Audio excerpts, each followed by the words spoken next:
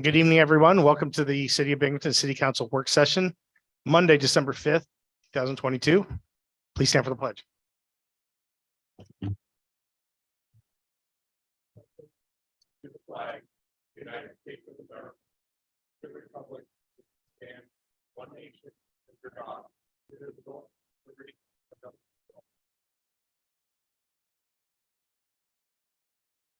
Thank you. Mr. Clerk, you take a roll call for us, please. Yes, Councilman Scringy, Present. Councilwoman Resnetti, Present.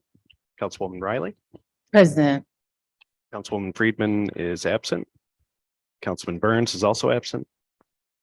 Councilman Scanlon Present. and President Strong. Present. That's 5 here, 2 absent, Friedman and Burns. Okay, thank you for that. I guess we will get right into it. I'll see Chief Zukoski. Are you doing? Okay, Mr. Shager is going to be presenting for Chief Zukoski, RL 22-284. Okay, this RL relates back to the budget transaction we did this year where in the past we would budget for special law enforcement money every year, and then some years they'd spend it and some years they wouldn't. And we keep putting money back into fund balance. What we decided to do was move that money at the end of the year or at the beginning of the year into a capital account. So if they spend it during the year, they spend it. If they don't, it rolls over to the next year and we won't have to budget it all the following year. Police have an extra $10,000 in that account this year, and they're asking to roll that over from the 22 budget into the capital line. It's a total of $10,000. Questions or comments on RL 22-284? Councilwoman Riley, go ahead. Thank you, Council President. Hi, Chuck. Hello. So special law enforcement, is that a special department or is that just the name of this line? That's just the name of the line. Okay, thank you for clarifying. Anything else from Chuck on RL 22-284? Okay, thank you. Okay, Chief Gardner, welcome. Looks like you got 1, 2, 3, 4. Got quite a list there. Oh. Well, you can go right in order if you want. We'll just do one at a time and then we'll see if anybody questions. RL 22-292. Okay, yeah, this is just to authorize to accept the donation of $250 from the Broadview Federal Credit Union. And they donated to the fire department in honor of Fire Prevention Week. And we were going to deposit it in the Emergency Medical Service Program line, which provides training for our EMTs. Questions, comments for Chief Gardner on RL 22-292? Okay, RL 22-293. Okay, this is an ordinance to amend the 2022 fire budget to transfer funds to pay for vehicle parts, equipment maintenance, and building maintenance. We need to increase the building and maintenance by $4,000. We're going to decrease travel and training by $4,000. Increase vehicle parts by $4,000 and decrease travel and training by $4,000. Increase equipment and maintenance by $6,000 and decrease the uniform line and the insurance line. Uniforms by $3,500 and insurance by $2,500. Councilwoman Riley, go ahead. Thank you again, Council President. Hello, how are you doing, Chief? Good evening. How are you? Good, good. So just so we're clear, Okay. the funds in the travel and training that we're decreasing or transferring over to the other lines are only for the calendar year 2022. Correct. So if someone has taken travel, you would already have encumbered those funds, or if they have plans to take training or travel related to the exams, what have you, in December, Mhm. you would also have encumbered that Yes. those Yes, we as did. well. Yes, we have. Okay, so thank you. You're welcome. Anything else for the Chief on RL 22-293? Okay, go ahead to 22,294. Okay, I asked for Chuck's help in this one a little bit, but this is an ordinance to amend the general fund budget. 2022 to fund additional costs for the new fire station. The amount is about $80,000 and it's for furniture and equipment to equip the new fire station prior to us moving in. So they're going to decrease the police and fire retirement, which there is fairly extra money in to fund this initiative.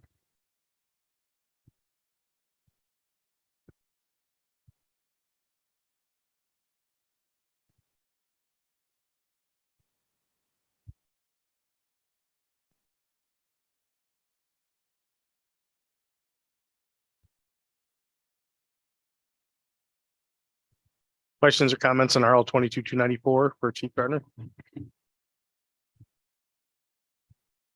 So how's it looking down there? Everything? It's looking good. Yeah, we're waiting on 2 power panels that power up the station. Apparently they were ordered about 15 months ago. We're still waiting on them. So that's the delay right now, but it's looking really nice. Okay, RL 22,295. Okay, this is a resolution to accept the Broome County Interoperable Communications System Memorandum. So what this is a program, it's like a network of new radio equipment, towers, antennas. That's going to be supplied to us by Broome County. And it's going to also encompass, police, public works and fire. And so it's no cost to us, but this is just an agreement of memorandum that the corporate council has reviewed and it just needs to be accepted by council. And to that point, I did review it, had some discussion with the county attorney about it. The one thing I want to make clear that the chief has submitted it, but they are willing to provide radios to the fire department, Department of Public Works, and the police department that interact with the 911 system. For all 3 of them, I'm asking for authorization under this RL to approve all 3 agreements. It's the same agreement verbatim. Each one is just signed by the different chiefs or the different department heads. So I'm asking, the legislation will ask you to authorize signing all 3 of those agreements. It's the exact same agreement that's attached. It's just a different party signing it. Questions or comments on RL 22,295?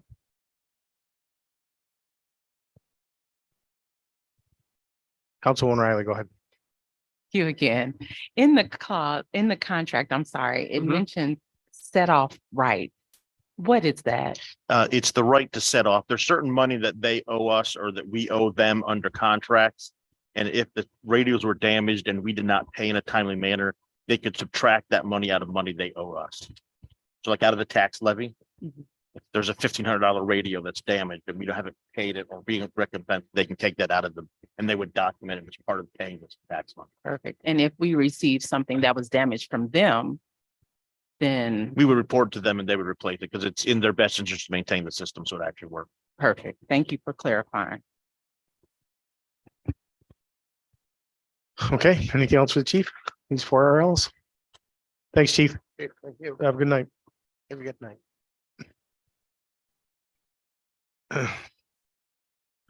Okay, we have Mayor Cram, RL 22,285. Good Welcome, evening. Mr. Mayor. Hello, can you hear me? Okay, so tonight we have an ordinance. I sent council an email on it last week to amend the 2022 budget for the use of American Recovery Plan Act funding, amount of $363,000 for a police officer retention incentive. I sent some of the details via email just as a reminder. It would not apply to retired officers or officers who have left the service prior to December 1st. There would be no prorated or retroactive payments to retirees. The payment is pensionable, but would not affect future salary increases, and it is only available to members of the police union. Councilman Burns, hello. The kind of impetus is a few months ago, I met with roughly 60 members plus of the police union as a way to discuss ongoing departmental operations, ways we could increase morale, and retention was a big part. There's at least right now 19 positions that are open in the police department that have been budgeted for but not filled. It's important that we retain every officer that we can, as well as I think send a message to members of the police department that, it has been a rough couple of years with the pandemic, the increased number of calls, what they're dealing with, but that their work is not in vain, that they have a mayor and have a city council who has their back. And I also think the other thing is we've lost really good officers who have transferred to other agencies or chose to retire at 20 years, maybe in a position where they can get better pay. And a lot of that, when I talk to them, is due to the pay they have, the volume of calls that they have to respond to. So this, a couple of years of this retention incentive will be a bridge to get us to a point where we can negotiate new terms of the agreement. Some other measures that we took to boost morale in the police department are changes to our policy with beards. Police officers can now grow beards in which way that they used to not be able to. And we're also looking at the tattoo policy for officers as well. Those may seem like small gestures, but for police officers, it's really important. We have a younger officer group, and those things from a work-life balance are important. So we've also changed our civil service protocol to make it easier for transfers to come into the Binghamton Police Department. Our previous job description was too restrictive. So agency that had a broader job description was not able to transfer. That's not the case anymore. Binghamton is a really great place for an officer to have a career. We have a lot of advancement opportunities here. We have a lot of specialized units that you don't have in smaller, maybe rural departments. And so as the Southern Tier's largest law enforcement agency, we want to be able to attract and retain as many officers as possible. So with that, happy to take any questions. As I stated in the email, if possible, we'd ask this to be expedited. As we're headed toward the end of the year here, quickly, we can cut checks and put the finance department on notice early. Questions or comments for the mayor on RL 22-285? Councilwoman Riley, go ahead. Again, Council President, how are you, Mayor Cram? Good. So when we talk about retention rates, in terms of department to department analysis in the city, was the retention poorer in this department than any other of our public facing service entities? I think the best comparison was with the fire department and other public safety agency. And yes, fire department currently is roughly fully staffed. And as I mentioned with the police department, we're down 19, 20 officers. The other thing I'll point out is that with the fire department right now, we have 99 eligible names on the civil service exam list. We have 0 on the police list, and roughly in the mid 40s who signed up to take the test. So even if every person who took the police test passes with flying colors and passes their agility, which we know that there will be some that will not, there will still be less than half of the individuals that are eligible to be hired for the fire department. Okay. And then that 19 we've had as a number for some time now, I believe, right? I think we increased the number of slots based upon some budgetary changes, but we've been consistently at the same number, except for those increases due to retirement from our last couple of conversations. I think that the number has grown. The issue that we have, we can't fill the slots as quickly as they are created. And that is the whole impetus behind retention. So that number has actually grown over the years. Okay. And you would say that COVID was more of a charge agent to increase that, or were there issues in the department that caused this problem over time and has grown worse? Yeah, I think in general, if you look at national trends, you know, the number of individuals taking police tests are down, the number of individuals choosing to retire as soon as they reach eligible age is up. And simply in talking to officers, specifically officers on patrol, is that there is a growing number of police calls to respond to with a growing gap in the number of officers that are there to fill the shifts. So that has impacts both when the officers are actually on a shift and maybe short few officers, but also too impacts things like getting time off. You know, the fact that there's such short staffing that officers have difficult time getting time off in the summer when most people want to take off.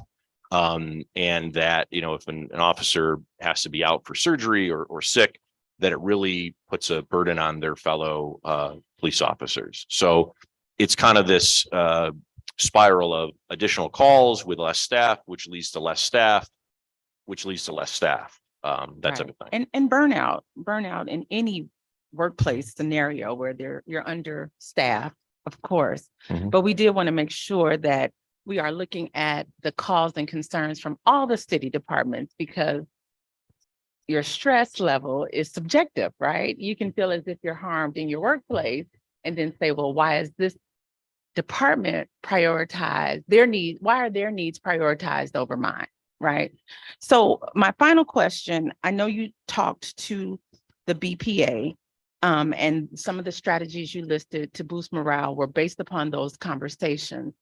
Is incentive and merit bonuses evidence-based, or was that based upon the conversation?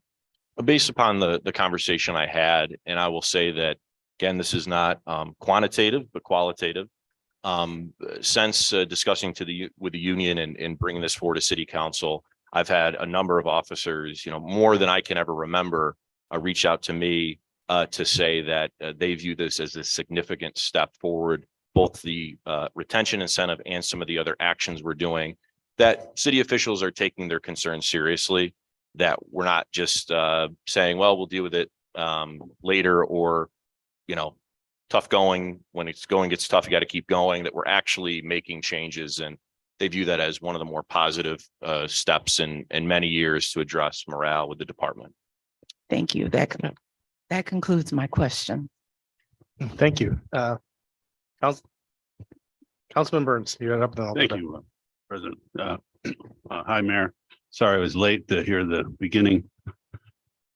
But, you know, the word retention, you know, it's my understanding, having known several mayors before you, that we've had a problem with training officers. Did you talk about in the beginning that? I did not know. Okay, that we pay for them, their training, and then they leave.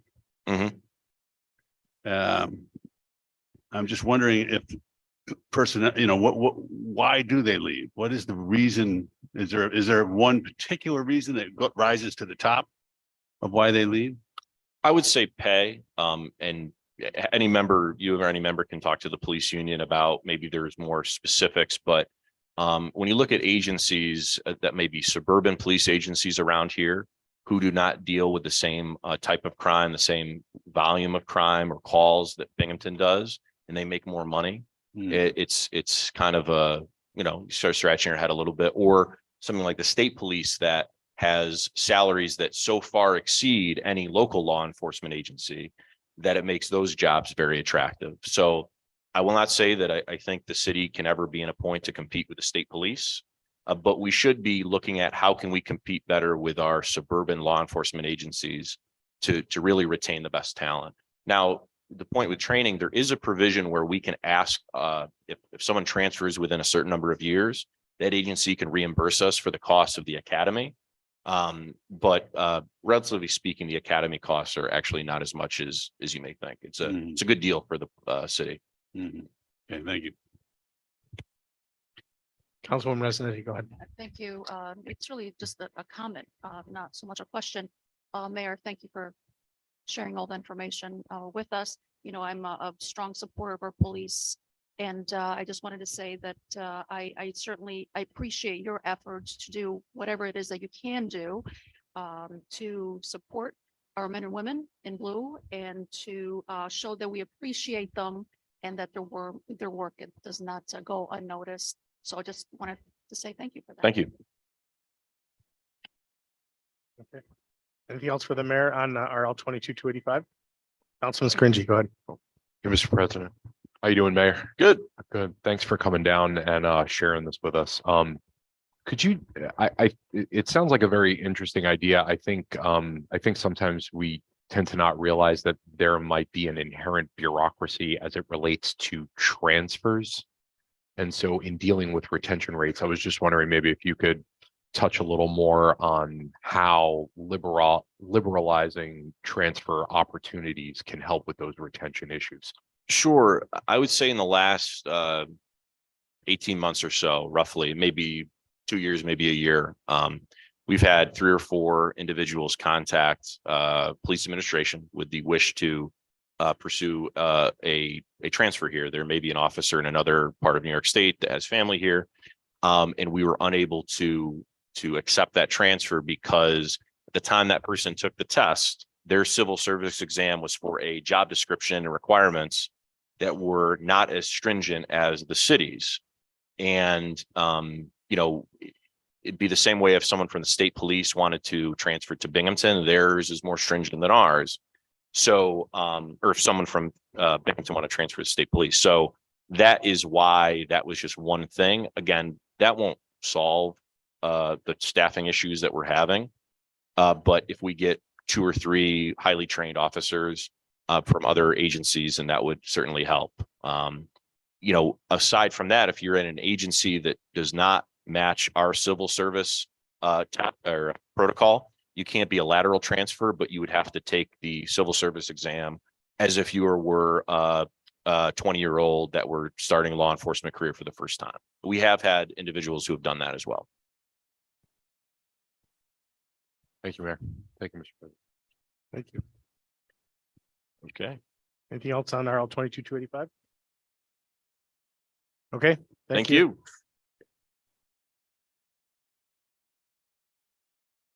Okay, Sarah, you can make it that far. All right, Sarah's here for RL 22-283.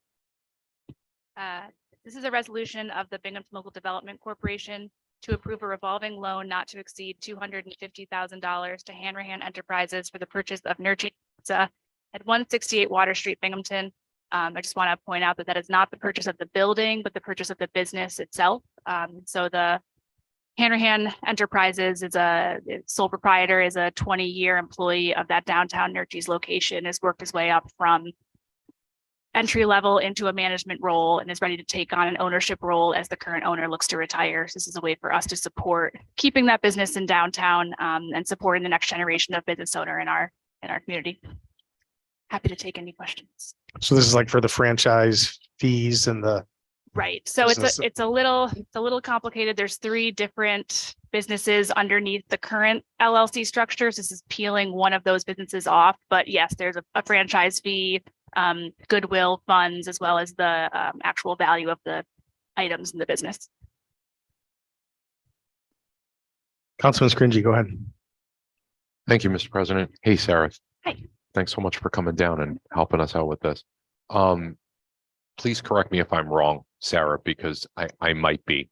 But it seems to me like moving this forward is pretty important because it sounds like it's keeping a local proprietor, keeping a local business going. Is that correct? That is correct. Awesome. I just appreciate that. Thank you, Mr. President.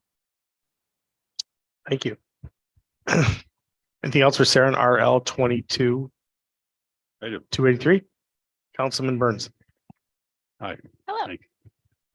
Is it staying at the Nurtures? Yes. Yep.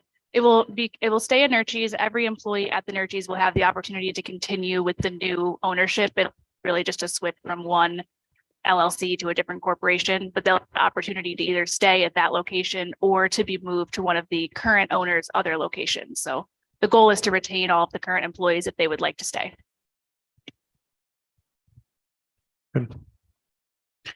Councilwoman Riley, go ahead.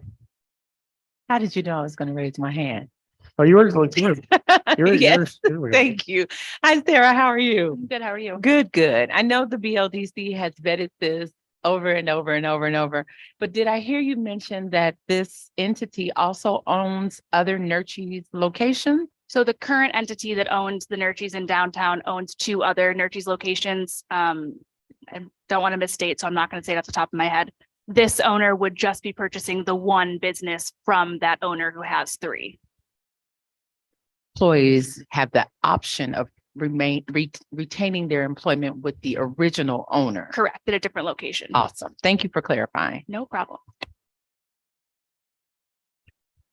Okay, yeah, we definitely want to support local ownership and that's a good spot. So that's good. Anything else for Sarah on RL 22-283? Okay, Thank you so thank you. much.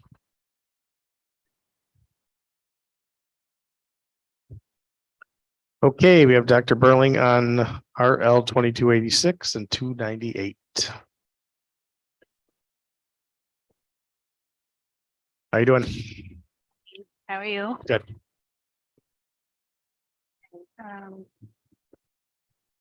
So we sent out an RFQ to find a consultant and a contractor to help write the climate action plan. We had 3 responders. We had a review committee, select actually identical ratings for all of them. So we would like to go with CNS Engineering. So there you go. Any what's that? Any questions or comments for Julia on RL 22-286?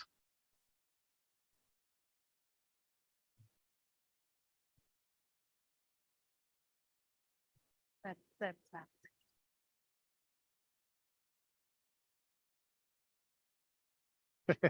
We've got an elevator. Is that elevator thing work? No, I know. Are anything for Dr. Burling on RL 22-286?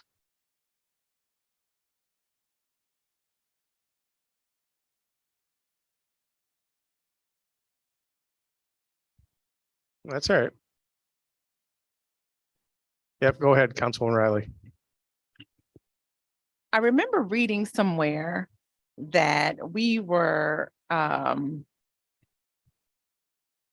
aiming for bronze. Is that correct? Yes. What are the tiers? Is bronze the highest? No, it's one of the, once we get to bronze, it's easier to get to silver. So we Okay. want to get to the first stage right now. We've already achieved a lot of the goals. We just haven't, some of them were right on the edge of the date that they'll allow us. Some of them, some are on the edge of the date that we're allowed to consider those points. Okay. So we just need something to push us up to bronze and then we can, the end result will be silver. Okay, so we don't want to write this as if we're aiming for silver and then fail. Is It's that a pathway to silver. okay? But, Thank you but for- the whole goal is to get bronze. Ultimately get to the top. Yeah. Okay.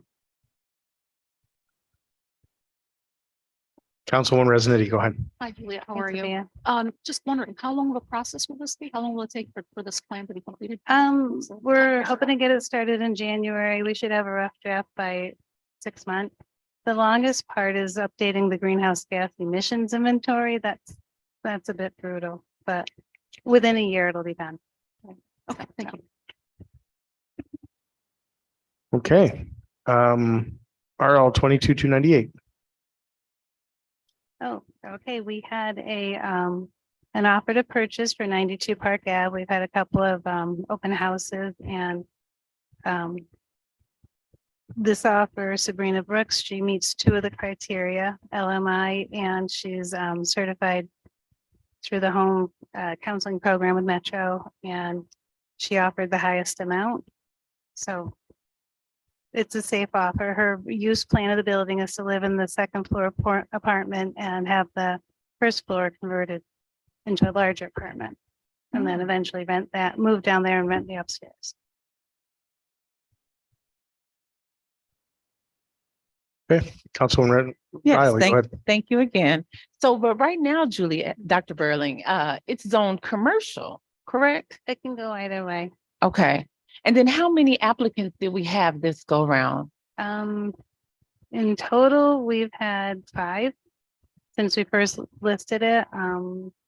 One person has applied twice, but he's offering a very low, very, very low. And he has a family and I don't know how they could live there. That's one of the conditions. You have to live on site for 5 years. Okay. And so I know this is our second, right? Mhm, yep. And have you seen the community response trending upwards? Are you hearing great feedback? Yeah, actually, we had a number of people come through, quite a lot, came to the open house and were very, impressed and happy with the building, but the first floor still needs to be finished.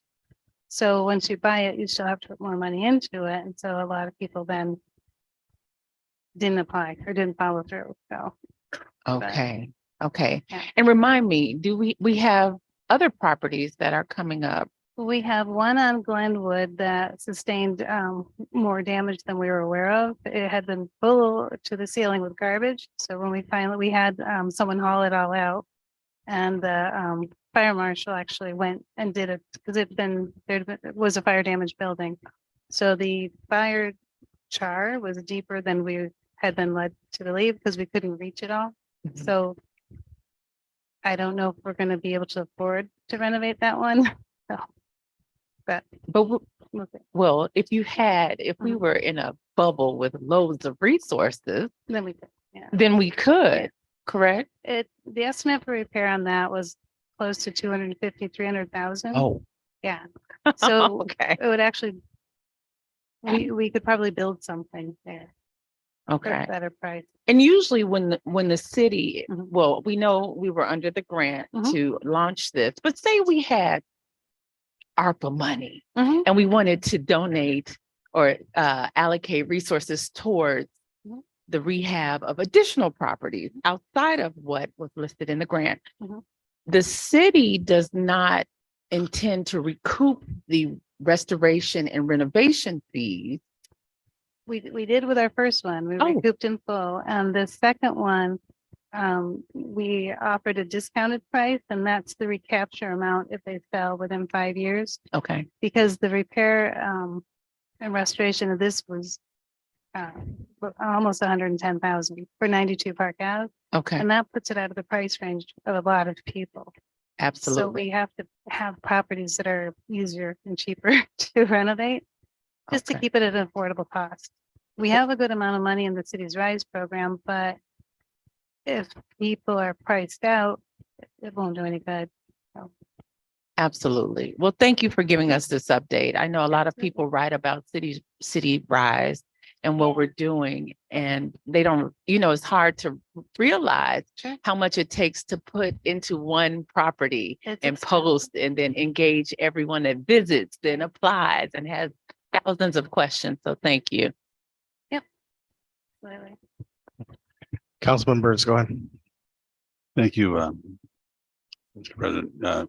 Juliet, I just want to say thanks for all the hard work over there. Park Avenue, the neighbors appreciate it. It's great for the family that's buying it. It's a great program You're and welcome. beautiful. Thanks. That was easy. I was waiting for the question. Okay, thank you. Welcome. Okay, we have Mr. Carson. Comfort up there in the upper deck.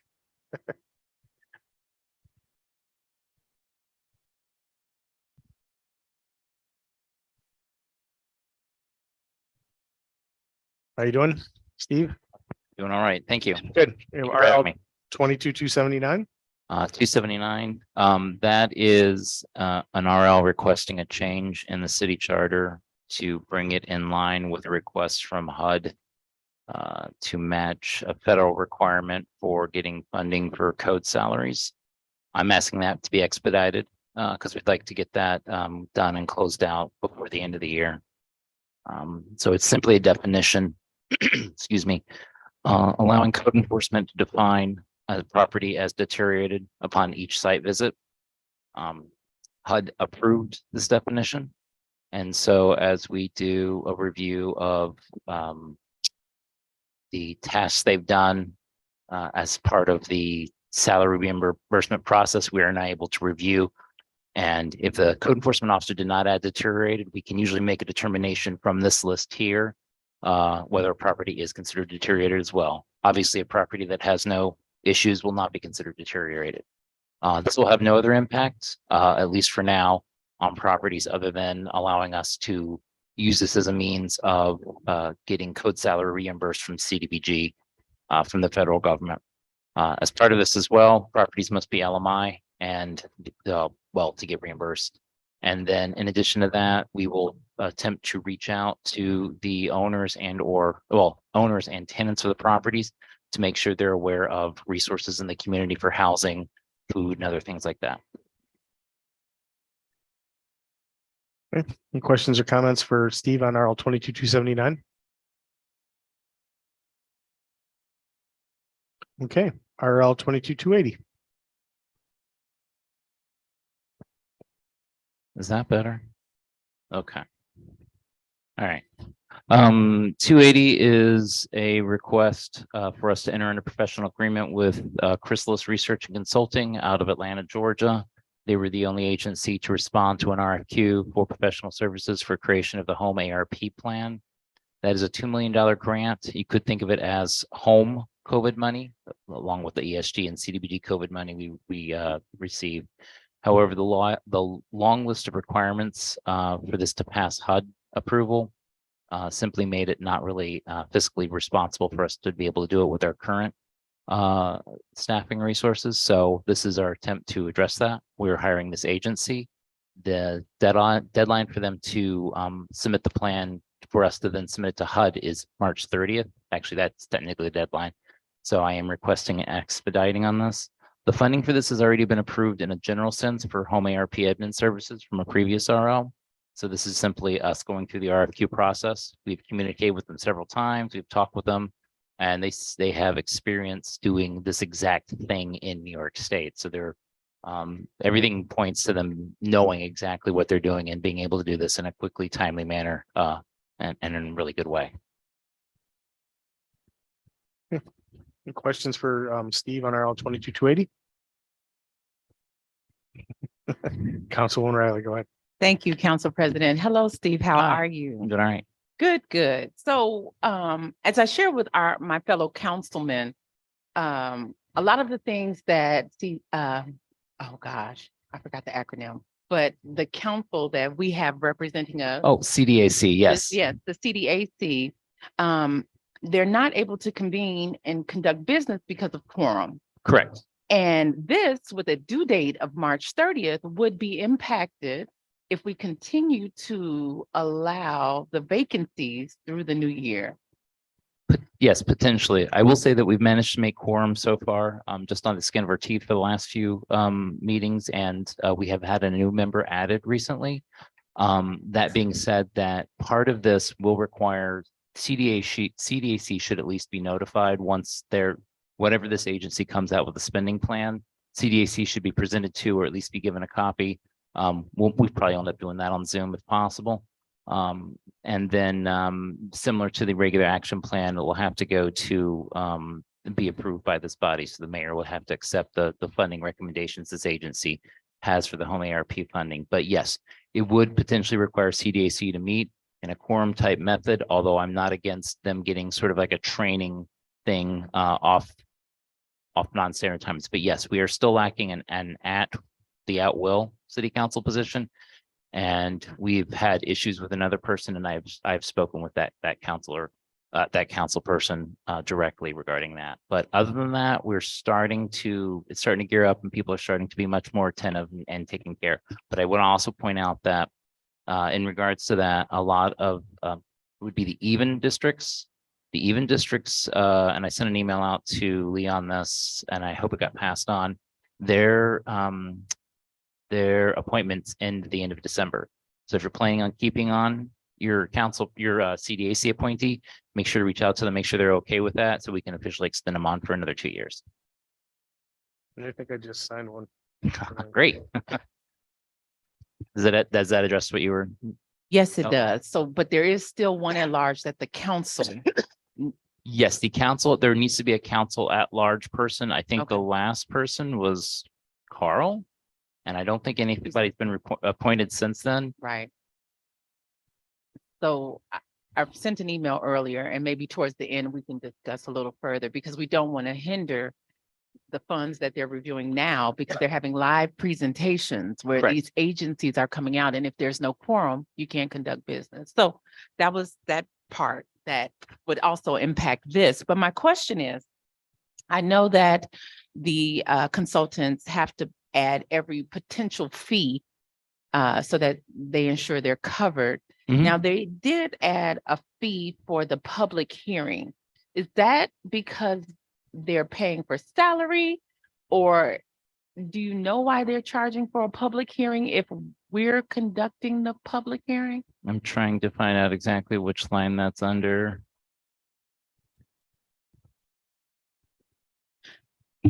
Okay. It's right before the subtotal, right before the light blue line at the bottom. So my guess is those are going to involve travel costs and expenses to come up here and do an in-person public hearing. And same thing with the presentation of the draft. Okay. They are limited and they cannot overcharge us because they have to, well, I mean, they have to pay salaries, obviously, but they can't exceed the travel reimbursement based off the federal levels because of the source of the funding. But I don't think that's going to be an issue there. Okay. Thank you for clarifying that as well. That concludes my question. Anything else on 280?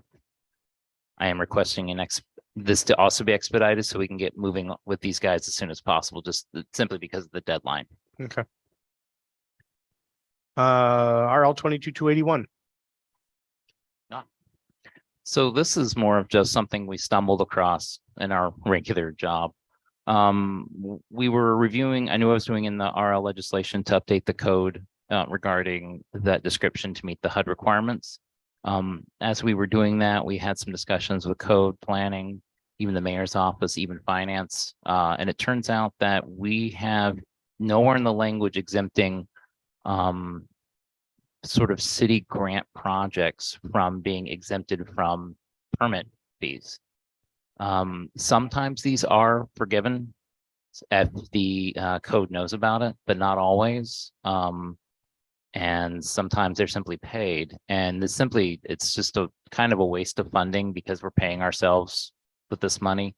And so I'm just requesting that the language be added to the fees section under code, indicating that any sort of projects, construction and rehab projects utilizing specifically city grant funding shall be exempt from fees.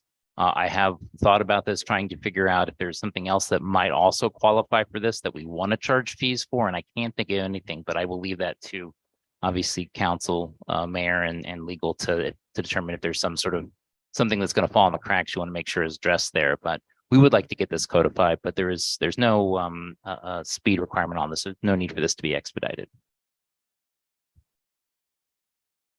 Okay. Anything on 22281?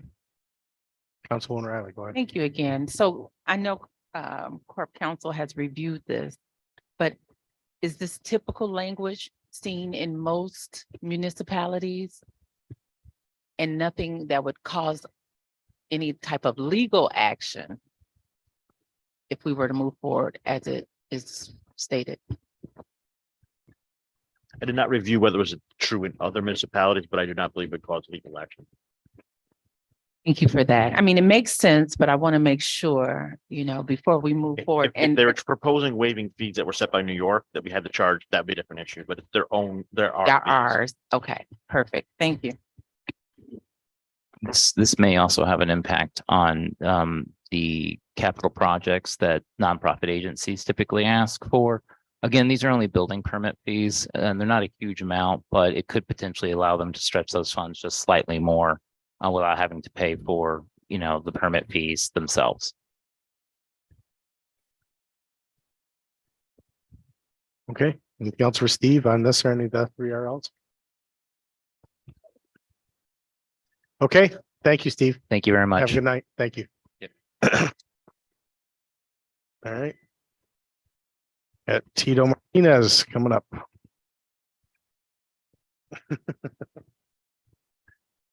How you doing? I'm doing well. Good. Tell us about RL 22290. So this is a supplemental agreement to get new appraisals for 6 properties from the Upper Court Street FEMA demolition project. Our first batch of appraisals came in really, really low, much lower than the what we anticipated, and we have the funds to pay. And so the potential sellers are just not going to accept those values. And so we reached out to FEMA. FEMA is allowing us to reappraise properties that are under the same ownership as they were at the time of the last flood. And they're allowing us to get values as if that last flood never happened. And so we want to get those values and see if they're higher, so that we'll have a higher success rate with selling these, buying these properties for demolition. And so this is supplemental agreement to pay the appraiser to redo 6 of those properties. These are the 6 that have the same owners as in 2018, which is the time of the last flash flood.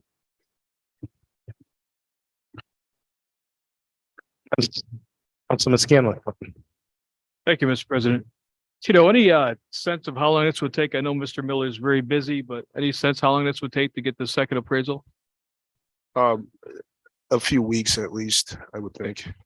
That's how long it took to do the first round, for them to start. Once they start, it really only takes them about a week or so. But it's just they have a backlog of properties. Right. All right, thank you. Anything else for Tito on RL 22290? Councilwoman Riley, go ahead. You again. So Tito, what if the appraisals come back higher than we projected? It's It won't happen. Yeah, it's a really big gap. I mean, they're much lower than what we anticipated. They range between several tens of $1,000s less than what we had told the property owners that the prices would likely be, to hundreds of thousands less. And it's the same appraiser. And so we're hoping we can get, maybe $5,000 or $10,000 more per property, which is still going to be low, but hopefully it'll change some minds. You for that, for us not fully into the appraisal process, but that helps. So thank you. For those of us that are not aware of the appraisal process. Thank you. Anything else on this RL for Tito? Okay, RL 22299. So this is a proposal to rezone 3 parcels, 115 Conklin, 125 Conklin, 135 Conklin. The objective here is to make 135 Conklin developable as a mixed-use building with residential units. Right now, it's an industrial zoning district, which does not allow residential uses. And so we want to rezone it. There has been some interest from developers that economic development is working with to redevelop this building to provide housing. And so it would have to be rezoned to allow that redevelopment. 115 and 125 are not part of that, but they're zoned industrially, in our opinion, inappropriately as well. So we just figured that those 3 should be essentially annexed to the C4 neighborhood commercial district, which is what Conklin Ave is, right across the street and further east.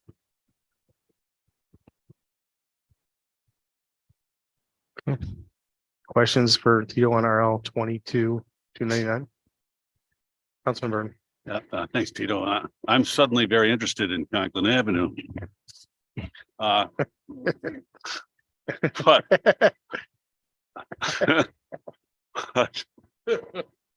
I can't read what streets what street is it near? I can't read it. It's on the- Crowley's. This is the That's Crowley how- building, right? That's High Street. Telegraph, Yeah, this is the Crowley plant. It's what? Crowley building. Oh, the Crowley building. Yeah. Okay, Yeah, great. Telegraph is right Telegraph and then I think High Street. High Street and Birch Street. Thanks very much.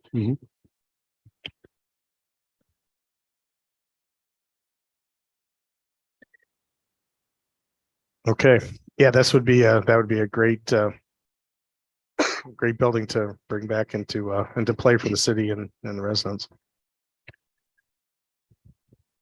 Okay. Anything else for Tito on these two RLs? Okay, thank you. Thank you. Take care.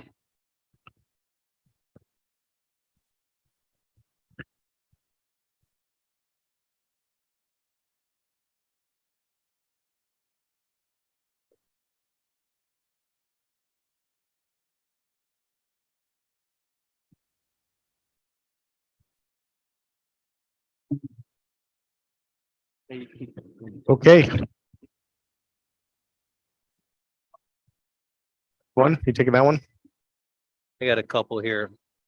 So at the end, I got a couple other comments if I can. So Yep. The first one here is for Bernice, who's out on vacation, enjoying Disneyland. This one is to change the city charter related to the procurement process, so it's equal to or more consistent with New York State. So basically changing a telephone quote from over 1,000 to 5,000 to anything under 10,000, $9,999. Written one from $9,999 to $19,999. You guys can read what we did here, but basically increased all the responsibilities in order to buy things that are more consistent with New York State charges or requires their employees to do.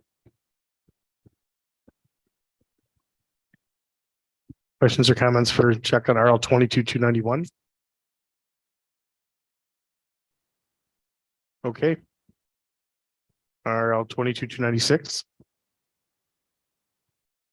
22-296. What this ordinance is what we're requesting here is that we have bond ordinance to do the fire station. At the fire station, it says we're going to borrow X amount of dollars in that ordinance, and the total cost of the project was going to be $10 million. Okay. That total cost of the project is going to be $10,200,000 or some amount less than that. But it's going to be over the $10 million number. Okay. As Ellen came down today and wanted to move some money to do that. I'm also aware of some money that Lori spent on it. Okay. We've used city fundings. We're not going to change the amount that we borrow.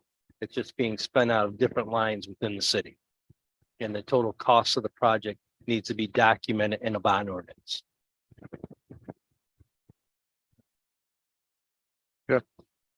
Questions or comments on RL 22-296 for Chuck? Councilman Burns, go ahead. Didn't we have something similar? Yes, we did with something else. I can't remember Yeah. exactly what it The was. tennis courts, I think. Which one? What was it? Tennis courts, I think Yes. there was something. over there. Tennis courts is the example. Yep. That's correct. Thanks.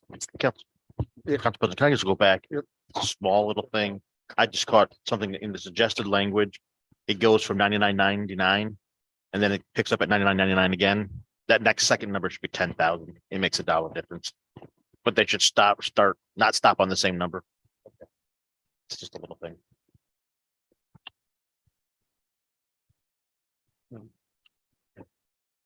Oh.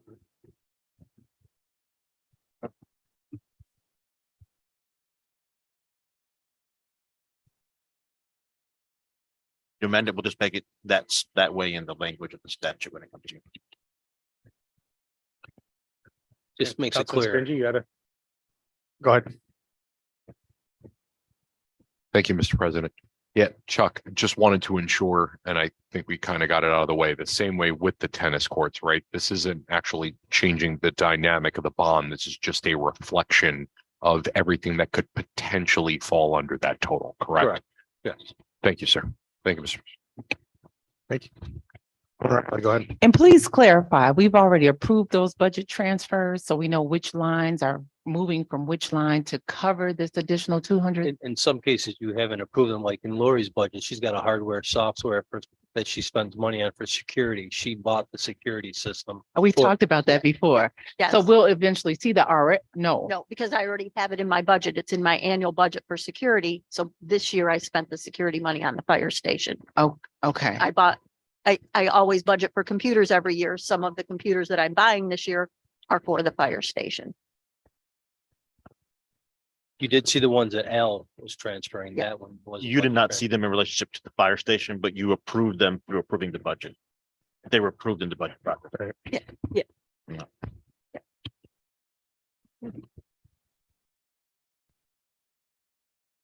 Okay.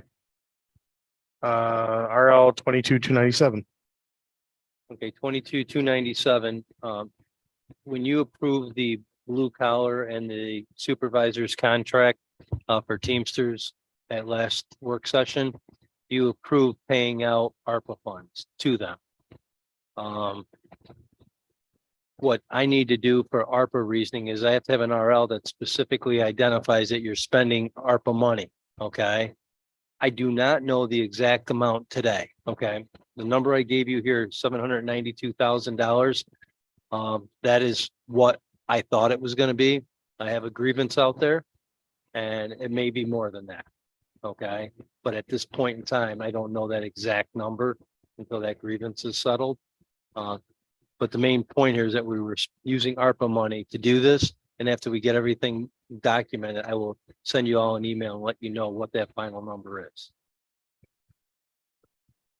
Do you anticipate it being resolved before the legislation comes to the floor? I'll leave that up to you, Brian. Or we're gonna have to, the other option is we can always amount not to exceed or something along those and get authorization, something like that. We can do that because I'm not asking this to be expedited because you basically approved it through the contract, but I can say the next work session, when we Yep. we'll write up the numbers. Yep, we can do that. Councilman Burns, go ahead. Chuck. So we've already approved, says agreed upon and approved by city council with the approval of both the blue collar and supervisor contract. So this RL, there's already been an RL where we approved this money already. Yes, but you didn't know, you had an idea what the amount of money was, but not the total. But what this is really being written for is to document how we're spending up ARPA money. And let me give you an example. If I had a phone call from OSC last week, they wanted to know how we're spending ARPA money on premium pay.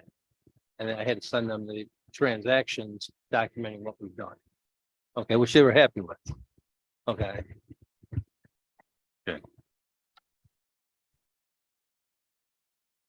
Councilwoman Riley, go ahead. It's like an auction. Yes, that was the perfect time for me to ask. Since we received a call from OSC, wouldn't it be easier if we had a visible public facing portal with our ARPA expenditures so that they don't have to call? They can just go through the record. No, you don't have to look over No, there. no. In some cases, you're correct. Okay, and I will say this, I sent you all an email about that. Okay. The one document I have is a working document. Okay. The legislation, I am working on pulling all the legislation and I will talk to the mayor about posting that in the ARPA section. Okay. Thank you for that answer publicly. Thank you.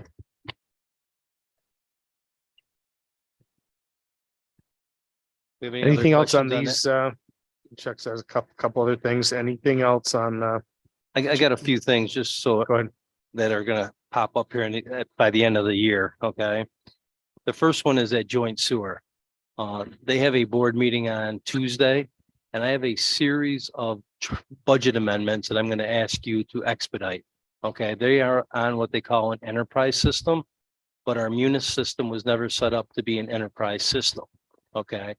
Myself and some staff members have played a game every year with multiple spreadsheets that is very dangerous of making mistakes. If you're accountants, you know what eliminating entries are. moving different funds together, corporations, combining them. And I know what the final number has to be, and sometimes it doesn't come out that way. By transferring this all to a enterprise system effective on January 1st, we have to get rid of their capital funds. Okay, everything is going to be in a enterprise fund. There's no more capital funds. So I have to clean out all those capital funds, move them to what I will call their general fund. Okay, and then from the end of the year, their general fund, I will do transactions to move it over into the enterprise fund. Okay, there's a lot of transactions here. And one of the things that I'm going to ask you when I go through the board next week is I have the numbers as of today. But by that time in the end of the year, they may change. Okay, now I've worked with Elliot and Billy to try to minimize as much of that as possible. Okay, but you will have an RL from them, hopefully at your next work session to do budget amendments, closing out their JF fund, their JH fund into the J fund. Okay, and then that should be the only BUAs you have to do. Councilman Scringy, go ahead. Thank you, Mr. President. I apologize. Chuck, so you mean to tell me these two systems, they don't talk to each other? So when you're putting these things together, you got to like manually add different numbers from. I've been doing manual transactions for. I know you've been doing that for a while. Okay. Yeah. This is bringing it all into one One system. system. Okay, that's It's all good. within the Munis system, but Yeah. where it's going to be the J fund, it's going to be a new fund called the ES fund. Right. And they don't talk. Got it. Okay. Okay. So this allows that bridge to get. Yes, Um, and a series of journal entries that yeah. I'll have to make the transfer stuff that it won't happen automatically. And so it lessens or it actually eliminates the human error of aggregating data like that manually. In the future. In the future, totally, I mean, yeah, yes. starting January 1 of next year. Yes. Yes. Okay. Thank you. Thank you, Chuck. Thank you, Mr. President. Absolutely.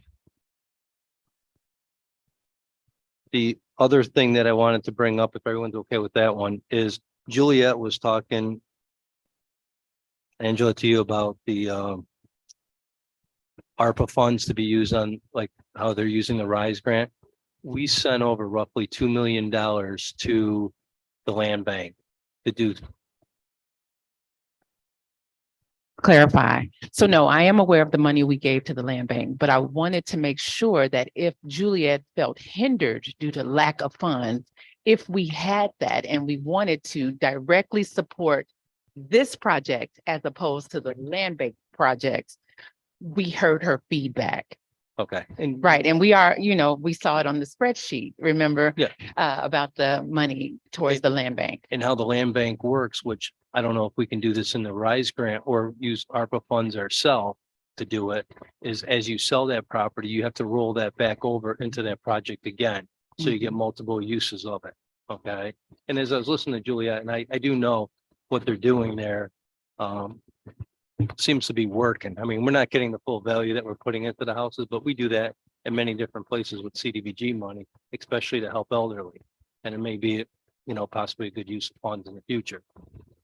That's what was my main, listening to her talk. Okay. And Absolutely. And we thank you for clarifying. I think all of us can agree on supporting housing is one of our major needs in this city. So thank you. the other thing that I wanted to bring up at the next work session, and not asking to be expedited, there's going to be 2 bond ordinances that come down to you. One bond ordinance is what you already approved in the Oh. budget process. Okay. The second one.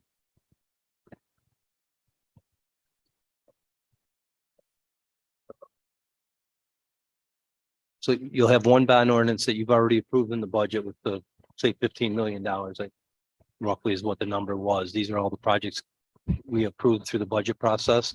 There's going to be another one. If you remember a couple months ago, we went in and asked to apply for a grant to do a couple of sewer projects. The state has awarded us one of those projects. It's roughly about a $13 million project. It's to take the sewer interceptor on the 6th district, which is Phil's district over there by the riverbank, and move it up. Okay. And that's about a $12 to $13 million project. The state's given us roughly $3 million in grants. And I'm trying to get another 3 million if possible from them. But that they both will come down at your last meeting of this year to be voted on in your first meeting in 23. So that's all I have. Else before the end of the year, check any other. We have one more meeting. I think anything else. I know I'm there's sure a, stuff will come up for the end of the year. I know there's a bunch of BUAs coming down for year end type stuff that I've been going through. I probably put together at least 10 today. Okay. So there'll be a bunch. And what I want to do is I'm going to get them to leave early. So at least him and Janine have them. Okay. Okay. Before you guys vote on them, but there's a stack of them. Anything else for Chuck on these? Was there anything else? I'm going to sit here and help Brian and Okay. Gloria. If you guys got questions related to Brian stuff. To finish it up, so.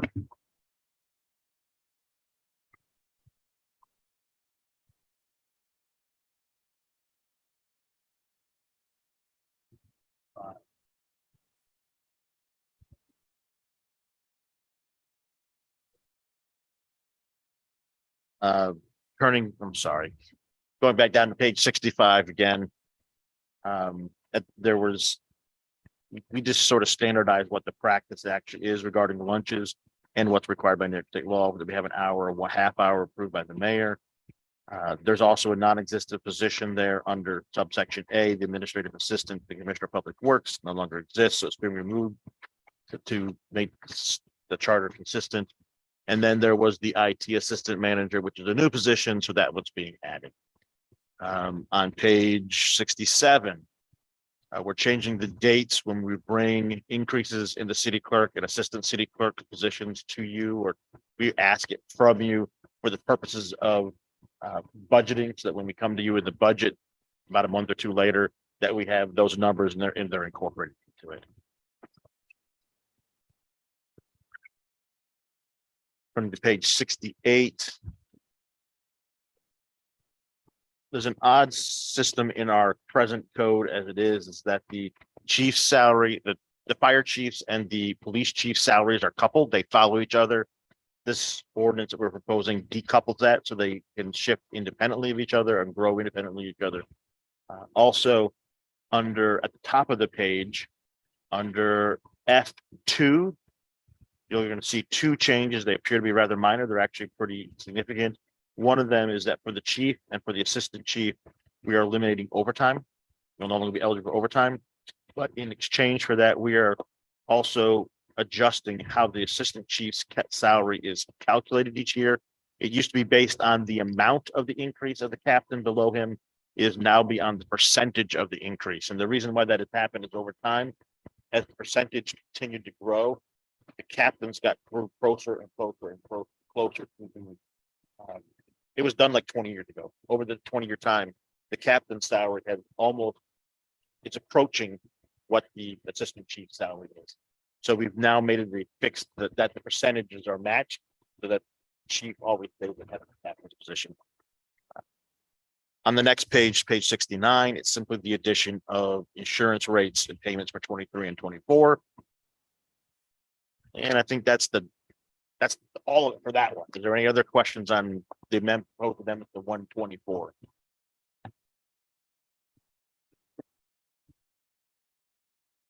Any question? That's 22,287. Any questions for Brian on 22,287?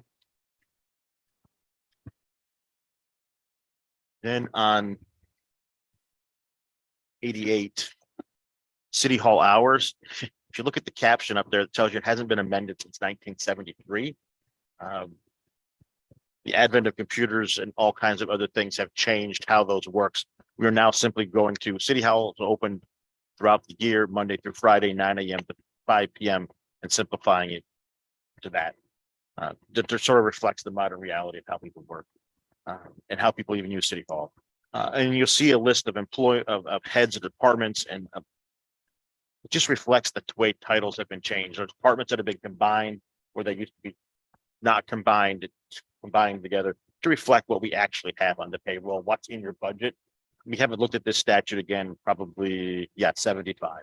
No, actually, it looks like in 2008, but still, it's time to be updated. We're slowly going through the charter, and as we see things that are outdated, we're going to start bringing them down to you over the next year, just to get it cleaned up. So that was 288. Are there any? This is for the chair, if there's any questions. Questions on RL 22-288? And then the final one is 289, and this deals with major of the changes are in 1836 and 1839. It deals with boards and commissions. Back in 2014, the stipend that was paid to commission the public people on CBA, planning commission, those stipends were cut from about $500 down to $400. We figure after 10 years, it's time to restore them about to what it is. I don't think we're going to get a flood of people for $175 extra dollars coming in to volunteer for these positions, but at least it makes it a little bit more reasonable. After 10 years, they've been earning, they've been paid $400 as a stipend to serve on those boards, and they do show up every month, and they probably spend 2 to 3 hours here every month, and they have a ton of material that they get to review in between those meetings. And you approved this during the budget process, if you remember. Okay, so we're This just is bringing, actually making it happen. yes. Anything on RL 22-289? Councilwoman Riley. Awesome. Thank you, Council President. Again, I know we talked about this in the budget process, but can you remind me if the CDAC was boosted to the 575 as well?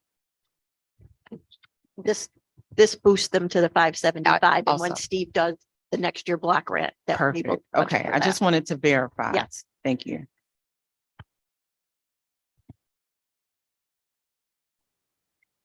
Go ahead, Councilwoman Riley. Thank you again. And again, this is not directly related to this legislation, but it is in a way.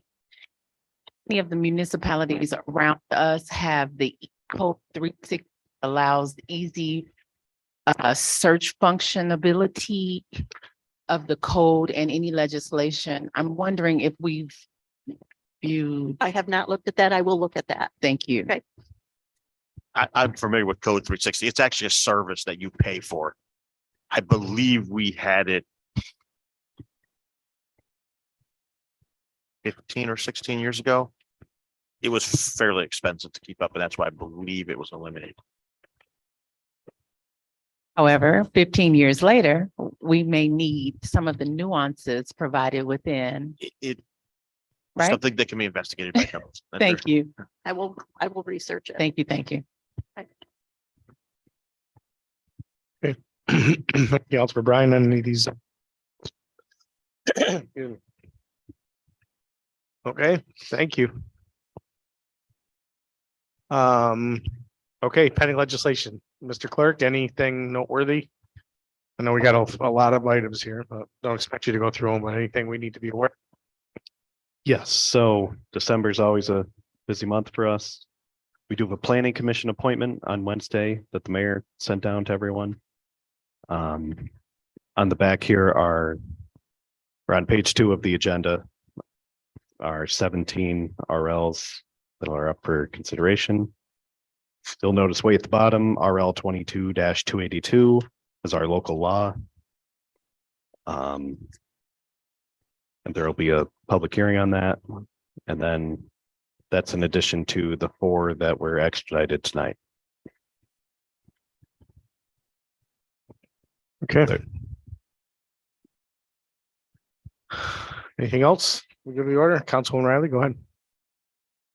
Thank you again, Council President. As I alluded to earlier, being on the CDAC, we see that there, again, continues to be a vacancy that is within our control. I'm not sure what committee that falls under or how we would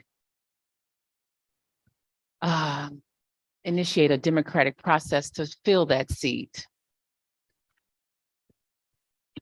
That's not what you sent me earlier, is it, Lee? That was a different one. I That was a know this different one is mine. There were a few vacancies. Yes, I think I forwarded Steve's response to you about the at-large position. Obviously, if anybody has any recommendations or any resumes of anybody they think might be qualified or might want to join, you can forward them to myself or Council President. Right. So I'm asking that we formalize the process because we've been saying this for some time. Right. Do we want a deadline? Do we want to say if we have someone by business meeting Wednesday and then it'll be on the agenda? Or It's for the CDAC. CDC? Mr. Brett, is this You in want- relation to the position on the CDAC that is the city council rep? Yes. We're No, talking no, no, about? not the city council rep, the city council. At large rep. Yes. Yes. Someone bring a name forward, gets voted up or down. Done. Right, but we've never discussed it. We've never formalized it. So if we're gonna do it and we have a deadline, we're here, we can make that decision now so people can actively pursue a candidate. We have talked about this in past meetings. In fact, Councilman Riley, this isn't the first time you've brought this up. No, I know, and Yeah. there was no action. Yeah. That's what I'm saying. No, but again, respectful, I don't disagree about the sense of urgency of it, but what We I can just bring said somebody. We tonight don't is have to that- have a proceed. We can just bring somebody's forward. Right. Yeah, just bring a name forward. And then we will actively discuss it on the agenda Mhm. and vote it. That's what Yeah. I'm asking. If for, anybody because- brings a name, then I'll put it immediately on the agenda and we'll Yeah, get it. voted. that's Right, what- but don't minimize it as if we were not prioritizing it. It has been brought up, but we've never fully discussed how we as a body were going to move forward regarding the vacancy. Councilwoman Riley, with all due respect, I'm not minimizing anything, which is why I use the words quote unquote sense of urgency. I'm literally saying that the last time you brought this up a few months ago, what we're saying now is literally what we said then. So Without that- a date, without a due date. We don't response. need a date. It can Again, come up okay, we when. will, we can table this because again, it's about how I receive a message and how I receive delivery. And again, I said that I feel as if it's being minimized. So I want to, now that we've discussed it as a body, we're all going to Again. actively pursue candidates for Mhm. this slot and bring it to council president or the clerk as Yes, just yeah, bring it outlined. to clerk and he usually emails me and we'll put it around immediately. Thank you. Yep, absolutely. Same thing like last. No, Okay, anything else? and that's the problem. Okay, take a motion to adjourn our work session. Thank you.